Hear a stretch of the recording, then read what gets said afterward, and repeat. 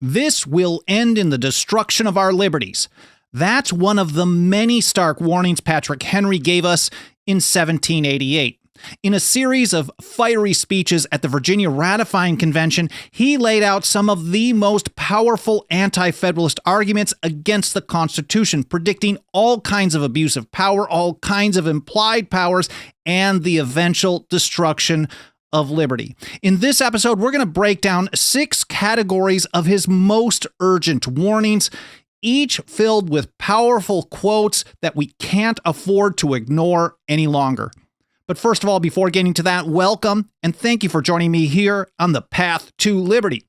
My name is Michael Bolden with the 10th Amendment Center, and this is the show for Friday, October 18th, 2024. And at the end of the Philadelphia Convention and the weeks to follow, there was some question of whether or not Mr. Henry would be on board with the proposed Constitution. And in response to receiving a copy of it from George Washington, he wrote back and said, "I have to lament that I cannot bring my mind to accord with the proposed Constitution.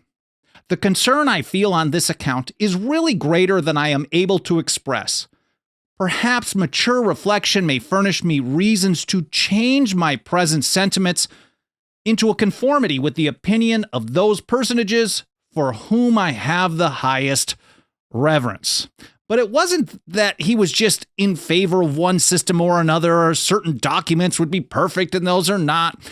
He had a position on government in general that really tells us why. In one of his speeches, they'll all be linked to in the show notes with the dates and reference links so you can read them in context on your own time, but he explained why.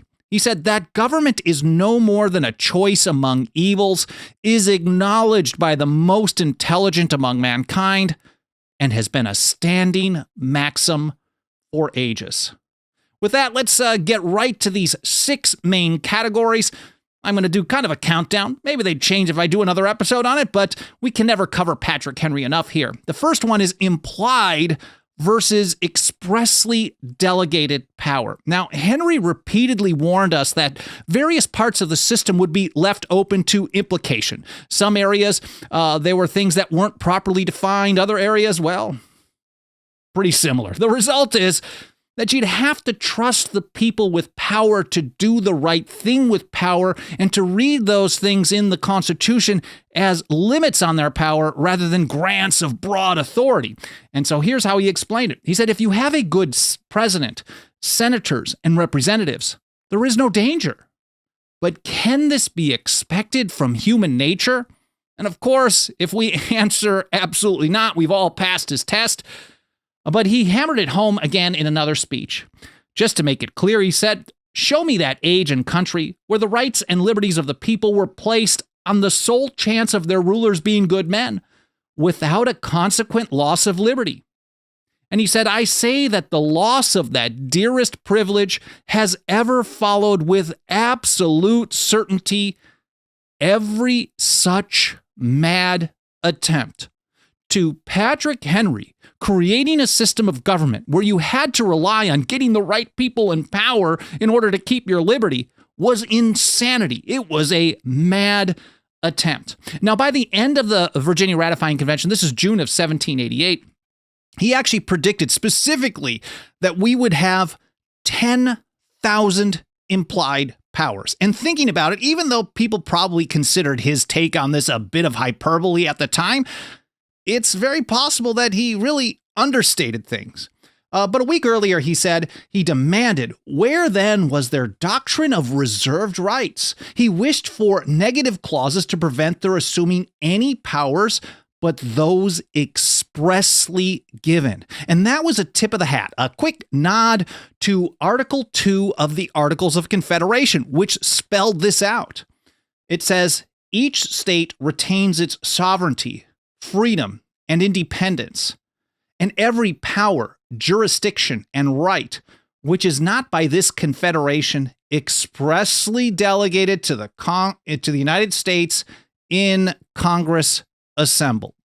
So supporters of the Constitution, the Federalists, the people who are on the side of ratification, they continually made the case, starting with people like James Wilson and Tench Coxe, but they repeatedly made the case that all powers not delegated, are automatically reserved, even if it wasn't spelled out. That was the system.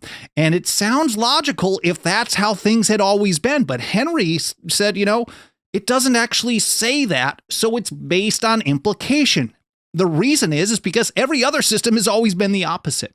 He said, I observed already that the sense of the European nations, and particularly Great Britain, is against the construction of rights being retained which are not expressly relinquished. Now, rights and powers to the founding generation were often used interchangeably. Sometimes they were used as one, sometimes they were used together.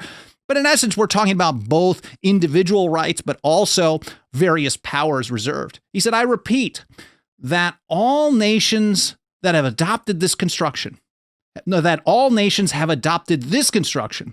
all rights not expressly and unequivocally reserved to the people are impliedly and incidentally relinquished to rulers as necessarily inseparable from the delegated powers. So, Mr. Wilson and Mr. Madison, whoever it may be, yeah, sure, I can see that this is what you're setting up, but this is implied, and we're thinking about things for future generations. We're also recognizing human nature, that people will always try to expand their power. So if it's not spelled out, and we just had it spelled out until, well, it's still spelled out today because the Articles of Confederation are still in effect at this point.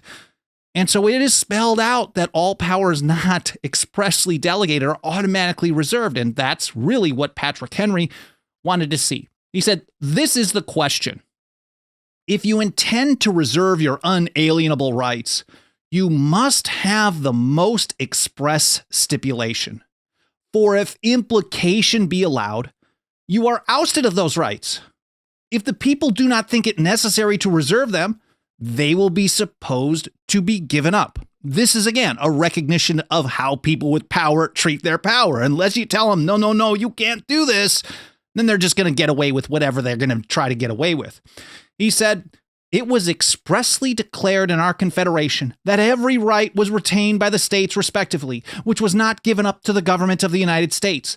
But there is no such thing here. You therefore, by a natural and unavoidable implication, give up your rights to the general government. And that brings me to number 5 on this countdown, a Bill of Rights. He said, a Bill of Rights is indispensably necessary. That a general positive provision should be inserted in the new system, securing to the states and the people every right which was not conceded to the general government, and that every implication should be done away. Patrick Henry really is the original 10th Amendment guy. We can have a very similar take from him going all the way back to his resolves against the Stamp Act. So this is a very consistent take that government was only supposed to have those powers delegated to it, and everything else was going to be handled by the people in their own local areas. But if you're used to having that spelled out in your system and then you eliminate that, then the implication is, well, that's not the case. And Patrick Henry did not want to rely on trusting people with power with that kind of implication. But back to the Bill of Rights. He said, because of this is one of the reasons. He said, the necessity of a Bill of Rights appears to me to be greater in this government than it ever was in any government before. And throughout his speeches, throughout the Virginia ratification debates, the convention, he kept hammering this home, and he would put it into the context of various rights that we see included in the Bill of Rights today. He say, I trust that gentlemen on this occasion will see the great objects of religion, liberty of the press, trial by jury, interdiction of cruel punishments, and every other sacred right secured before they agree to that paper. In other words, don't vote yes until you see it all listed out. He said, my mind will not be quieted till I see something substantial come forth in the shape of a Bill of Rights. Remember, we have to think about what is substantial, because he did, along with George Mason and a few others, he did make a very last-ditch effort. Once he saw that the ratification was probably going to be approved, he still made another effort to get amendments added to their ratification document, not a recommendation, but basically an insistence But that was it failed by a vote, I think, of 80 to 88. It was pretty close. And he didn't even stop there, because once he was governor in 1780, he was governor in 1789 as the new system came into effect. And of course, there were elections in the fall of 1788. Not only did he use his position as governor to keep James Madison from being elected to the Senate by the state legislature, but he also used gerrymandering, basically, before it was even a term, so that Madison to run for the House would be opposed by James Monroe. And the result was that in order for Madison to even have a chance of winning, he'd have to promise to propose a Bill of Rights in the first session of Congress. Speaking of episodes, I covered a little bit of that in more detail in a recent episode that I think you'll enjoy, Bill of Rights, 5 Hidden Truths They Never Teach. I had a fascinating comment on that, just talking about the history of the Bill of Rights. Someone accused me of being a fascist. I don't get where that kind of thing always comes from. But anyways, even after the Bill of Rights were being debated, he wasn't on board. But here's an example of what he did as governor to keep Madison out of the Senate. This is how Henry Lee put it. He said, "Mr. Henry on the floor exclaimed against your political character," this is in a letter to Madison, "and pronounced you unworthy of the confidence of the people in the station of senator, that your election would terminate in producing rivulets of blood throughout the land." So, of course, there was a debate over who they were going to choose. They went with Richard Henry Lee and I believe William Grayson, both anti-Federalist leaders from Virginia, through the influence of Patrick Henry. And then James Madison came in third, but he did not get into the Senate. That was the offer at first. And then it was very difficult for him to get into the House as well.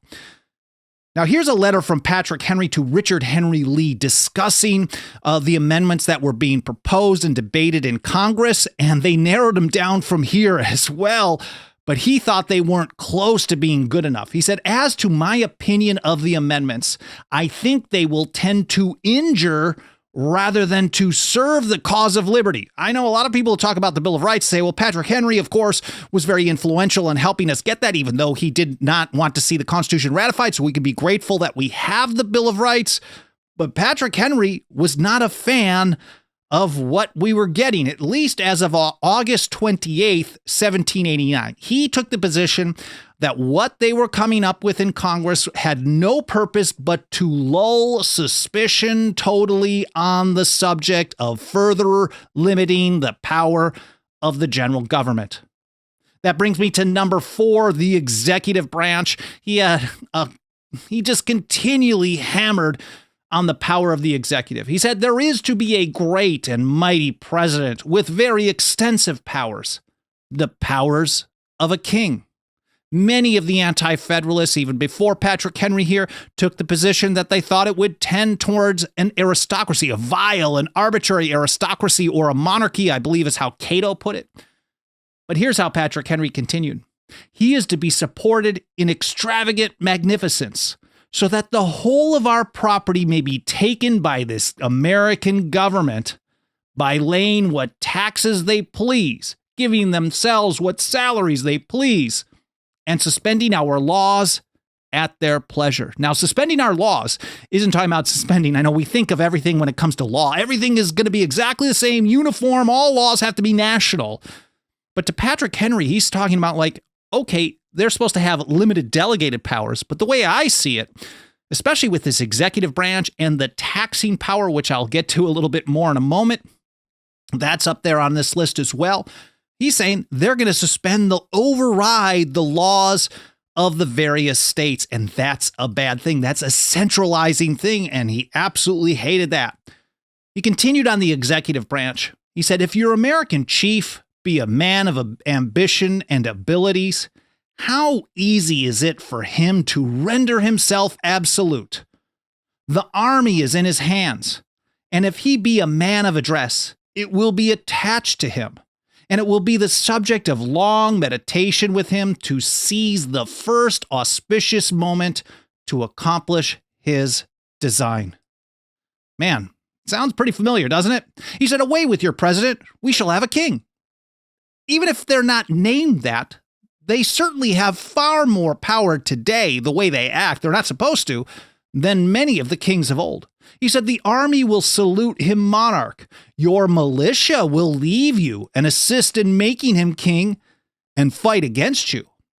And what have you to oppose this force? What will then become of you and your rights? Will not absolute despotism ensue? And it's fascinating reading the notes on this, because these are the original notes. I forget who wrote these, but they basically kind of took a jab at Henry. They didn't even include what he went on to describe. He said, it says here, Mr. Henry strongly and pathetically expatiated on the probability of the president's enslaving America and the horrid consequences that must result. But they didn't. I don't know if there is a record of what specifically he had to say, but whoever was taking the notes said he was just pathetic about what he was saying. Maybe he was. I'm assuming he was not. All this stuff, all these original source documents, I'm just scratching the surface, giving you some highlights that I think are important to share. But I encourage you to read and learn more in context on your own time. And for every single episode, Alan Mosley organizes a blog post with a show links section.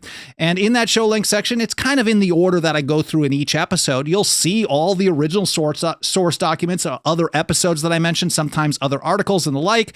And that'll be published a couple of hours after this live stream is done today over at 10thamendmentcenter.com/path to liberty. It's all spelled out, 10thamendmentcenter.com/path to liberty. But with that, let's get right back to it. Number 3 on this list is the militia. Here's how he put it. The militia, sir, is our ultimate safety. We can have no security without it. Now, of course, the understanding of the militia at the time was the whole body of the people. And that's why he also said the great object is that every man be armed. So when they're talking about the militia is our ultimate safety, what he's saying is the people themselves are the ones that are the first line of defense. Even Henry Knox, the first Secretary of War, said this is the capital security of a free state, not a standing army. Patrick Henry on the Anti-Federalist side, Knox, of course, was a strong Federalist. But Patrick Henry is saying the goal is for everyone to be armed, and that's how the militia can be our great security. So, but he wasn't a fan of Congress having any power over the militia. And he said, but have we not learned by experience that necessary as it is to have arms, and though our assembly, talking about Virginia, has by a succession of laws for many years endeavored to have the militia completely armed, it is still far from being the case. So they've been trying to get everyone to be armed in Virginia, and it's not close to being where it should be. So they've got to keep working to push things forward. And his concern was, soon as you put organizing, arming, and training in the hands of the Congress of the militia, then maybe Congress isn't going to do all that great of a job. George Mason, of course, also warned in Virginia that, well, if Congress ever decides to only organize and arm part of the militia, this is going to be a serious problem. Now, Patrick Henry didn't say the exact same thing, but this is what he's getting to here. He said, when this power is given up to Congress without limitation or bounds, how will your militia be armed? You trust to chance. For sure I am, that a nation which shall trust its liberties in other hands cannot long exist. Again, it gets down to too much power, ill-defined, having to trust people to do the right thing over and over and over. Man, we can't ignore the theft issue or the taxing power versus the requisition system under the Articles of Confederation. And here he is, I think this was on the 5th of June, 1788. He said, I beseech gentlemen at all hazards not to give up this unlimited power of taxation. Mind you, this is the original proposed Constitution. This is before the 16th Amendment. He's referencing the taxing clause, the general welfare. And from that, he's like, they are going to have unlimited power just from this. Can you imagine how he'd look at things today? I think he would be going off. And Henry was really one of the few people on the Anti-Federalist side who actually went to bat over and over and over and very aggressively in favor of that requisition system under the Articles of Confederation. Basically, the way that they did taxes, rather than direct taxes, the way that it's set up under the General Welfare Clause and then under the 16th Amendment. People, of course, say, oh, it's a portion or not a portion. But to Henry, that didn't even matter. That was the fact that Congress was going to be taxing people directly was a serious problem. And he thought that the requisition system was much better. The Articles of Confederation, basically what they did was Congress would come up with a certain amount that each state was basically supposed to pay up. And then it was up to each state to determine how they were going to collect that, how they were going to make that happen. And in fact, Henry, during these debates, he specifically said, this is part of the beauty of that system, because what might be oppressive in a system of taxation in one country or one state is going to be completely different elsewhere. If you have a one-size-fits-all solution as a pure federalist, even though the term anti-federalist and federalist were terms of propaganda and art, if you believed in federalism, you'd want each state, especially on an issue so as important as taxation, to be able to make the choices that fit best for them. Now, Federalists, the supporters of the Constitution, consistently and repeatedly over and over and over pointed to the requisition system as possibly the number one part of the Articles of Confederation that they wanted to get rid of. That was one of the leading excuses. That, Shays' Rebellion, a few other things. These are the leading things that they said had to be changed, because without it, they were all going to be ruined. And here's how Patrick Henry put it. I come now to speak something of requisitions, which the honorable gentleman Edmund Randolph thought so truly contemptible and disgraceful. This is the way that they described the requisition system. But Patrick Henry was holding the line. He said that honorable gentleman, being a child of the Revolution, must recollect with gratitude the glorious effect of requisition. So he takes it back to the American Revolution, as he always does. He said, it is an idea that must be grateful to every American. An English army was sent to compel us to pay money contrary to our consent. So this system, this requisition system, is based on consent. And he's seeing that as part of the foundation of the American Revolution, the War for Independence. They sent an army to compel us, to force us, he said, by arbitrary and tyrannical coercion to satisfy their unbounded demands. We instead wish to pay with our own consent. Rather than pay against our consent, we engaged in that bloody contest, which terminated so gloriously. By requisitions, we pay with our own consent. By their means, we have triumphed in the most arduous struggle that have ever tried the virtue of man. So without even getting into the effectiveness or not, at least in this section, he does discuss that elsewhere. He's talking about the founding principle, the revolutionary principle of taxation with or without consent.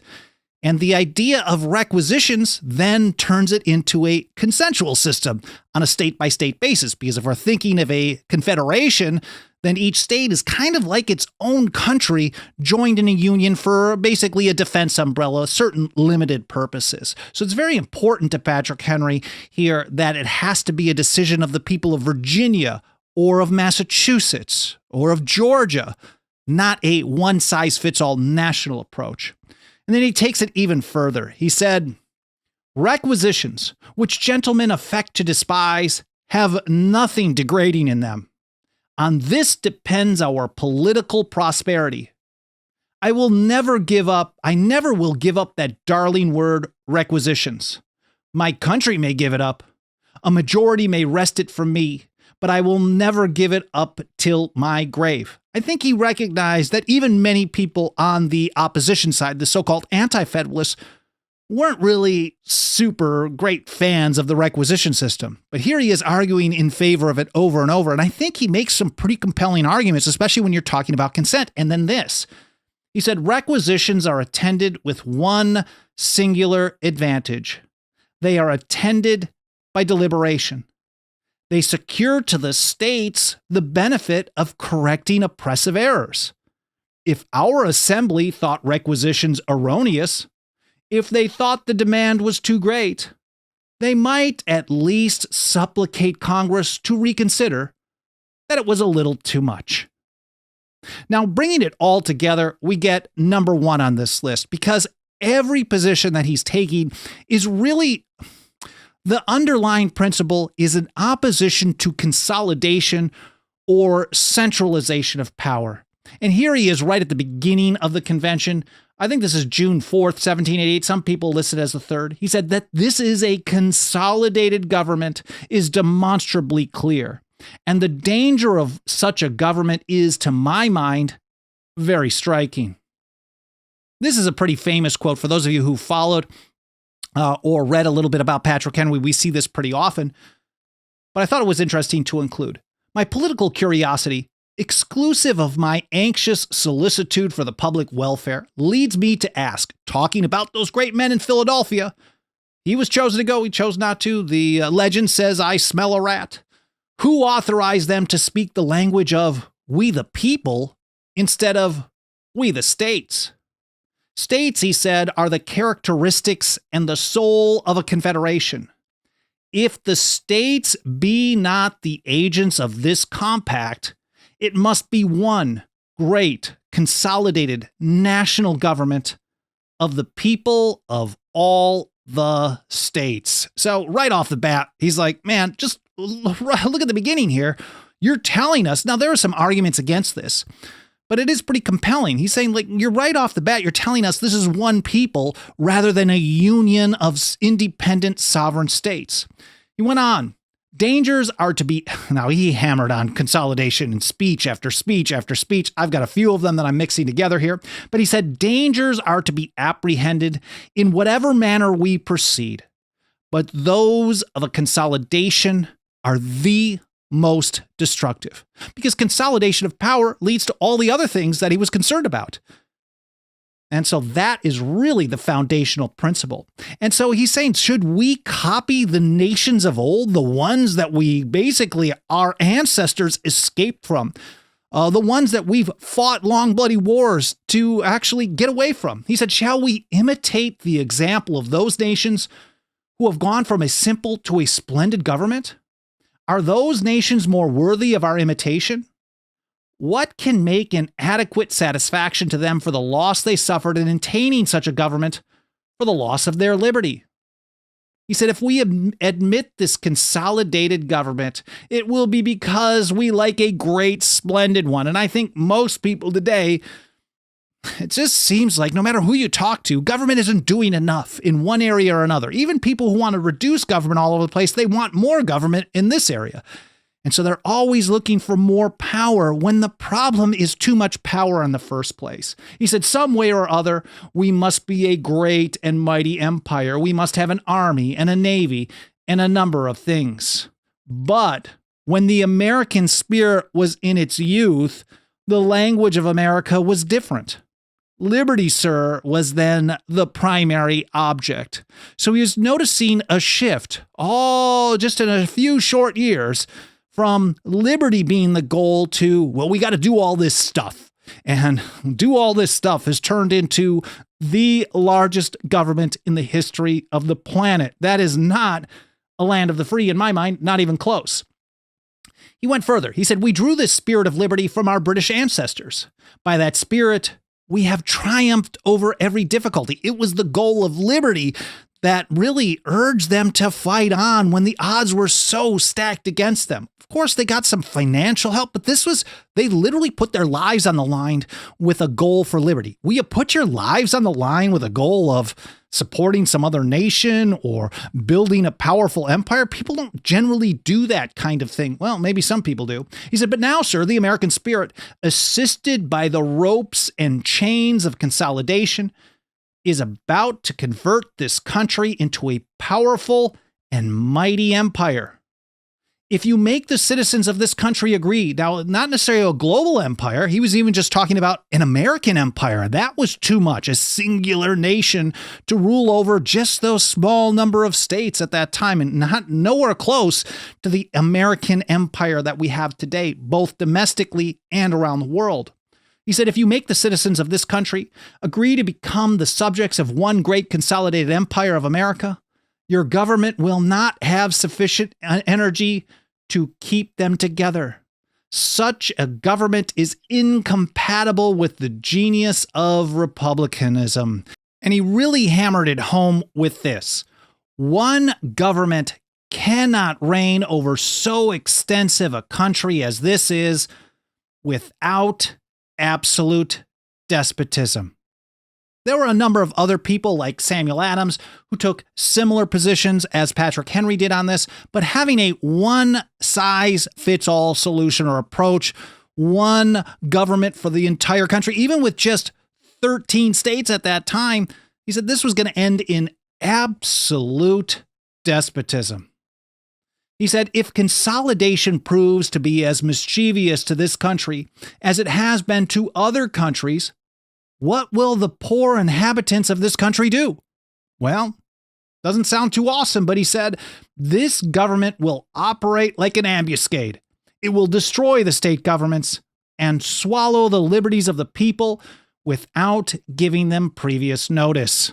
Man, that is really hardcore stuff. But ultimately, he said consolidation, all of these other things, they're all basically consolidation is the foundation and everything else is an outgrowth of that. And that's why he said consolidation must end in the destruction of our liberties. Now, this was just the top 6 categories. I could have covered all kinds of other ones. He talked about the treaty power, standing armies, the judiciary, supremacy clause. He even called the impeachment power basically a sham. He called standing armies a most dangerous power. And as we once again live under the largest government in history, the great and mighty empire that Patrick Henry predicted we'd get under this system, I think his warnings are more and more important than ever. And that's why we work so hard every single day to get this kind of foundational educational information out to more and more people. And nothing helps us do this work more than the financial faith and support of our members. You can join us for as little as $2 a month over at 10thamendmentcenter.com/members. Again, 10thamendmentcenter.com/members.